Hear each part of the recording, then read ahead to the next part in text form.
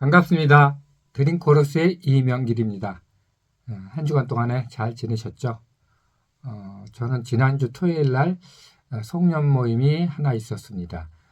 분기별로 모이는 모임인데 여행도 같이 다니고 부부 동반해서 8명이죠. 4가족이 모이는 모임인데 점심을 먹고 입으로 움직인 데가 어른들은 잘 안 가는 곳이죠. 잠실의 롯데월드, 롯데 어드벤처 몇십 년 만에 어찌어찌해서 거기까지 가게 됐습니다. 너무나 사람들이 많았고 복잡했고 머리도 복잡하고 사람도 복잡하고 죽는 줄 알았습니다. 그런데 자유여행권을 끊어가지고 뭐라도 하나 타야 되는데 이렇게 고르다 보니까 옛날 생각도 나고 그래서 바이킹을 탈까 했는데 바이킹은 과거에 저희 집사람하고 20대 뭐 중반 초반 이때 한번 바이킹을 탔는데 기절하는 줄 알았어요. 둘 다. 그래서 그 다음부터는 바이킹은 쳐다보지도 않는데 돌다 보니까 매직 아일랜드 쪽이라고 석촌호수 쪽으로 좀 건너가면 거기 또 놀이기구가 몇 개 있는데 그 중에 제일 만만한 게 회전그네라고 있죠. 이렇게 빙빙 그네가 앉아가지고 빙빙 돌아가는 거. 그게 제일 만만해 보여서 같이 탔는데 타고 한 2바퀴 돌아가니까 그 다음부터는 제가 어찌할 바를 모르고 외쳤습니다. 내려달라고. 왜냐하면 달팽이관이 날아가는 줄 알았어요. 어지럽기 시작하는데 그리고 간신히 버티고 내려앉았는데 내려와서 한 1시간 정도까지는 어지러워서 머리가 예전엔 그런 줄 알았는데 나이를 먹다 보니까 이상하게 됐어요. 몸이. 그래서 균형이 안 잡히더라고요. 그래서 야, 이래서 나이를 먹으면 함부로 젊은 패기로 하게 되면 실수를 하겠구나 하는 생각도 좀 들었습니다. 아무튼 잘 마무리하고 안 해보던 것도 해보고 그렇게 또 송년 모임을 하나 마쳤습니다. 자, 오늘은 지난번에 이어서 지휘의 도형, 기본 도형하고 변형된 도형에 대해서 말씀을 드렸고 오늘은 이제 조금 실전에 들어가서 지휘의 기본에서 음을 끊는 법, 연주하다가 어떤 음을 끊어서 정지할 필요가 있을 때가 생깁니다. 그럴 때 기본적인 어떤 도형과 방법을 간단하게 좀 나누고자 합니다. 음을 끊는 법이 한 3가지 정도 있는데 첫 번째는 이렇게 탁 쳐서 끊는 거. 탁 쳐서 여기 탁 끊으면 여기서부터 정지되는 거죠. 그 다음에 이제 후속 진행을 하면 되는데 이게 탁 쳐서 끊는 방법이 하나가 있습니다. 이럴 때는 모음 위주로 끝났을 때 좀 유리하고 그 다음에 피아노 여리음보다는 강한 음일 때 이렇게 쳐서 끊으면 좀 효과적인 것 같아요. 두 번째는 이제 반동으로 끊는 법. 그러니까 치고 나서 탁 이렇게 치고 나서 탁 올려가지고 끊는 법. 이런 거는 포르테나 피아노나 강하게나 여리거나 다 가능하고 이럴 때는 이제 받침이 있을 경우 자음이 발생할 경우에 이렇게 하면 좀 효과적이라고 얘기를 해요. 이렇게. 그다음에 세 번째는 마지막은 이제 종지 음악을 끝낼 때 연주를 끝낼 때 쓰는 많은 방법이기도 하는데 놓아서 끊는 법. 그러니까 뭐 탁 해가지고 탁 아니면 탁 해가지고 탁 이렇게 손을 놓아서 끊는 법. 그러니까 종지할 때 많이 쓰는 거고 될 수 있으면 이제 좀 여린 음일 때 이렇게 간단하게 탁 해갖고 손을 탁 놓는 거죠. 탁 놓는 거. 뭐 이렇게 음을 끊는 법 3가지가 있습니다. 첫 번째는 쳐서 끊는 법, 반동으로 끊는 법, 그 다음에 놓아서 끊는 법. 이런 3가지 정도를 기억하셨다가 추후에 나중에 본인이 음을 끊을 때 한번 과감하게 사용을 해보면 좋을 것 같아요. 저는 지휘의 기본에 대해서 이 정도 하고 그 다음에 합창단의 편성에 대해서 오늘 조금 얘기를 할 거예요. 합창단 편성은 보통 한 파트의 인원수는 4명에서 적으면 4명, 많으면 20명 정도가 한 파트의 구성원이 될 수가 있어요. 왜 4명이냐?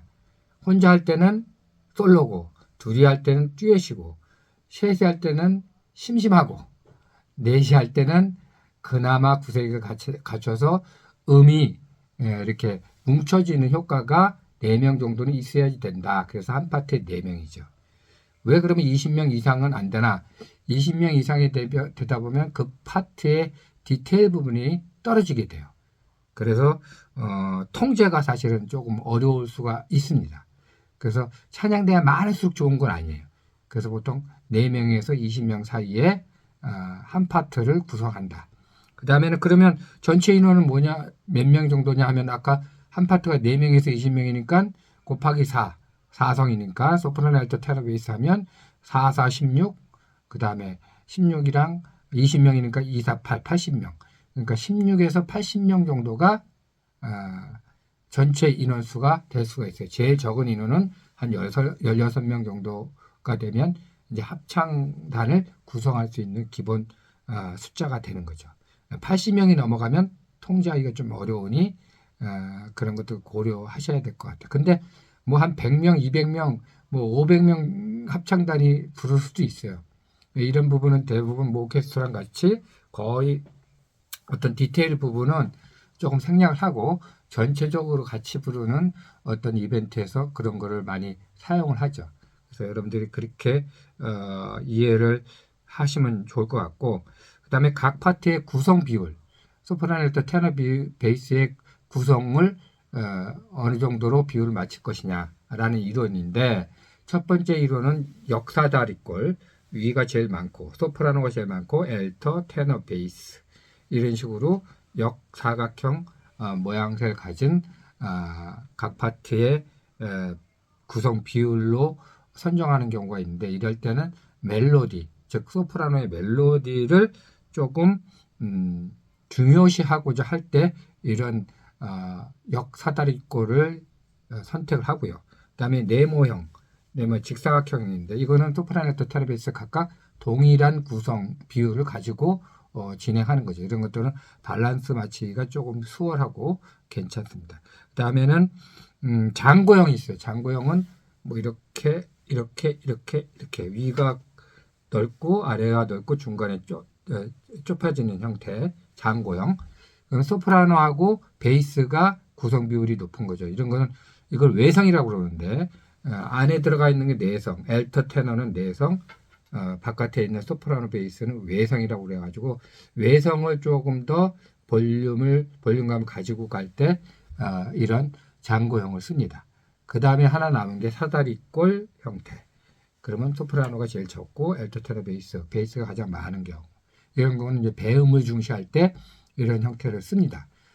그런데 뭐 이렇게 딱딱 어떤 구성 비율에 맞춰가지고 사실 찬양 대원들을 구성하기가 쉽진 않죠. 뽑히는 대로 또 모여지는 대로 또 어떻게 보면 들어오는 대로 구성을 할 수밖에 없어요. 근데 대부분 될 수 있으면 구성 비율이 비슷하게 맞춰지면 어떤 소리의 볼륨이나 밸런스나 어떤 블렌딩을 할 때 조금 더 효과적이기 때문에 저 같은 경우에는 그걸 좀 맞춰보려고 조금 애를 쓰는 형편입니다. 그래서 그렇게 합창단을 구성하는 게 있다. 그래서 오늘은 지휘의 기본, 음을 끊는 법하고 합창단의 편성에 대해서 조금 말씀을 드렸습니다. 이번 주 올려진 영상은 이제 강림절이 시작이 됐습니다. 12월 첫째 주부터 성탄절 전까지가 이제 강림절이라고 하는데, 예수님께서 오시기 전에 어떤 그런 절기의 부분으로 해당이 된다고 보시면 될 것 같아요. 그래서 강림절 원 해가지고 1, 2, 3, 4가 일단 나갈 거예요. 첫 번째 원으로서 천사의 캐롤이라는 찬양으로 준비를 했습니다. 이거는 2분의 2박자로 시작해서 4분의 4박자로 끝나는 그런 찬양인데, 이 곡은 맑고 부드러운 게 포인트입니다.